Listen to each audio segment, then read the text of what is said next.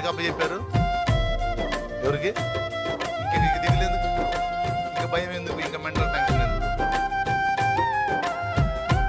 ఆయన ఉన్నాడుగా.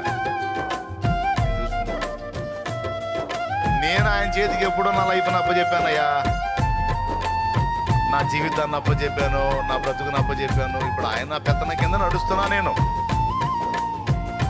ఆయన ఉన్నవాడు, సర్వశక్తి గల దేవుడు, సార్వభౌముడు, సమస్తాన్ని సాధ్యపరచగలడు.